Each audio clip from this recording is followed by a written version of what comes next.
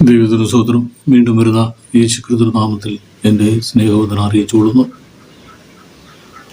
എനിക്ക് എങ്ങനെ ഒരുങ്ങാം?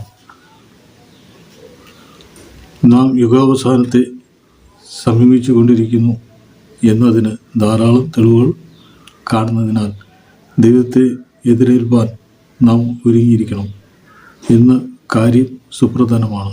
യഥാർത്ഥമായി ക്രിസ്തുവിൽ വിശ്വസിക്കുന്നതോട് ഉൾപ്രമാണം ഏത് സമയത്ത് സംഭവിക്കും എന്നതിന് ശേഷം 7 ആണ്ടുകൾ ഭയാനകരമായ ഉപദ്രവങ്ങൾ ആരംഭിക്കും. ആ സമയത്തെക്കുറിച്ച് യേശു പറഞ്ഞു, ആ നാളുകൾ ചുരുങ്ങി ഇരിക്കുന്നതിനാൽ ഒരു ജഡവും രക്ഷിക്കപ്പെടുകയില്ല. മത്തായി 24:22 യേശു പിന്നെയും പറഞ്ഞു, ജാതി ജാതിയോട്, രാജ്യം രാജ്യത്തോട് എതിർക്കും, ക്ഷാമവും ഭൂകമ്പവും അവരുടെ ഉണ്ടാകും. മത്തായി 26:7 ഈ സമയത്ത് എതിർ ക്രിസ്തു ഏകലോക സർക്കാർ എന്ന നിലയിൽ ലോകത്തെ നിയന്ത്രിക്കും. എല്ലാവരും അവനെ ദൈവമായി ആരാധിക്കുവാൻ നിർബന്ധരാകും. നെറ്റിയിലോ കയ്യിലോ അവൻ്റെ മുദ്ര ഏൽക്കാത്ത ആർക്കും വാങ്ങുവാനോ വിൽക്കുവാനോ സാധ്യമല്ലാത്ത വരും. എന്നാൽ ക്രിസ്തുവിൻ്റെ രക്ഷയിൽ ആശ്രയം വയ്ക്കാത്ത മരിക്കുന്ന ഓരോ വ്യക്തിക്കും ഉണ്ടാവാനായിരിക്കുന്ന ഭയങ്കരമായ യാതന കണക്കിലെടുത്താൽ അത് ഏറെ ഭയാനകരമാണ്.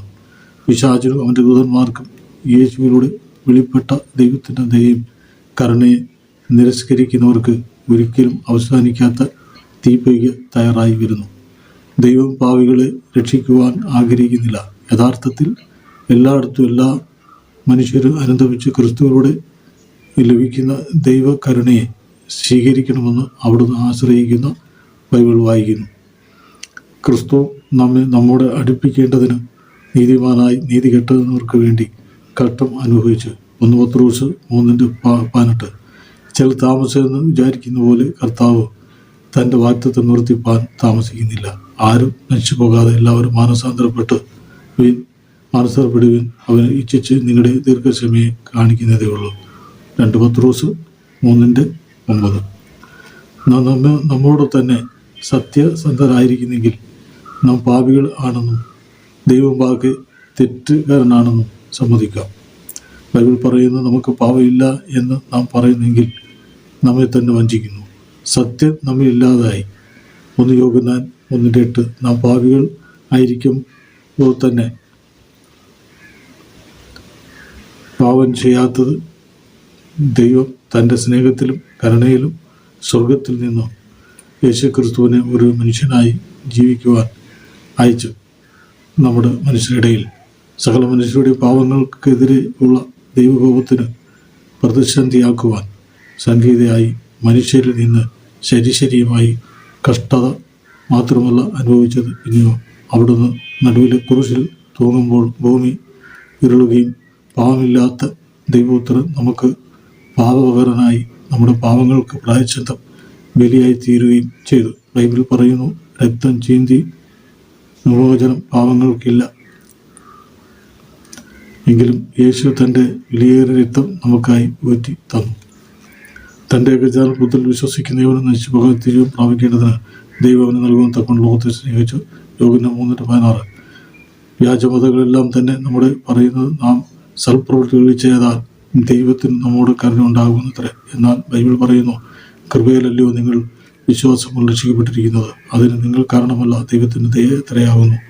ആരും പ്രശംസിപ്പാൻ പ്രവൃത്തികളാലോ കാരണമില്ല. എഫെസ്യർ 2:8-9 നമ്മുടെ ഹൃദയത്തോടെ കർത്താവിന് അന്വേഷിക്കുന്ന എല്ലാവർക്കും കുറ്റബോധത്തിൽ നിന്നും പാപത്തിൻ്റെ ശക്തിയിൽ നിന്ന് രക്ഷ നേടാം. ബൈബിൾ പറയുന്നു, നിങ്ങൾ എന്നെ അനുഗമിക്കും, പൂർണ്ണ ഹൃദയത്തോടെ അന്വേഷിക്കുമ്പോൾ നിങ്ങൾ എന്നെ കണ്ടെത്തും. യെരമ്യാ 29:13 പാപങ്ങൾ പ്രയാഞ്ചിക്കുവാനും ദൈവഭക്തിയുടെ ജീവിക്കാനുള്ള ശക്തി ലഭിക്കുവാനും സ്വർഗം നമ്മുടെ നിത്യഭവനം ആയിത്തീരുവാനും വേണ്ടതെല്ലാം ക്രിസ്തു ചെയ്തിട്ടുണ്ടെങ്കിലും അവിടുന്ന് ഫലപ്രയോഗത്തിലൂടെ തൻ്റെ രക്ഷയെ ഏവരെയും അടിച്ചേൽപ്പിക്കുകയില്ല. നിങ്ങൾ പാപത്തെ വിട്ടു തിരിഞ്ഞു ക്രിസ്തുവിൽ ആശ്രമിച്ച് നമ്മുടെ സ്വന്തം രക്ഷ അനുഭവിക്കണം. ദൈവം നമ്മുടെ പാപങ്ങൾക്ക് ക്ഷമിക്കും. മാത്രമല്ല തൻ്റെ പരിശുദ്ധാത്മ ശക്തി ഹൃദയത്തിൽ പകരുന്നതിന് അനുദിനം അവിടത്തേക്ക് വേണ്ടി ജീവിക്കുവാനും സഹായിക്കും. എന്ന് മാത്രമല്ല രക്ഷയ്ക്ക് വിശ്വാസത്താൽ ദൈവശക്തിയാൽ സ്വർഗത്തിൽ സൂക്ഷിച്ചിരിക്കുന്നതും ക്ഷയം, മാലിന്യം, വാട്ടം എന്നിവയില്ലാത്തതുമായ അവകാശം 1 പത്രോസ് 1:4-5 നൽകുന്നു. സ്വർഗീയ നിത്യഭവനം അവിടുന്ന് നമുക്ക് ഉറപ്പ് നൽകുന്നു. എന്നാൽ അതിലുപരിയായി കാര്യങ്ങളുണ്ട്. മഹോദരകാലം വരുമ്പോൾ കർത്താവായ യേശു ക്രിസ്തുവിലുള്ള ആശ്രയത്തിൽ മുന്നോട്ട് പോകുന്ന ഓരോ വ്യക്തിവിശ്വാസവും സത്യവിശ്വാസവും ജീവനോടിരിക്കുന്ന സമയത്ത് ആകാശമേഖല എടുക്കപ്പെടും. 1 തെസ്സലോനിക്കർ 4:17 എന്ന് ദൈവത്തിൻ്റെ വചനത്തിൽ വാഗ്ദത്തം ചെയ്തിരിക്കുന്നു. ദൈവം നമ്മെ കോപത്തിനല്ല, യേശു ക്രിസ്തു മൂലം രക്ഷ പ്രാപിപ്പാനത്രേ നിയമിച്ചിരിക്കുന്നത്.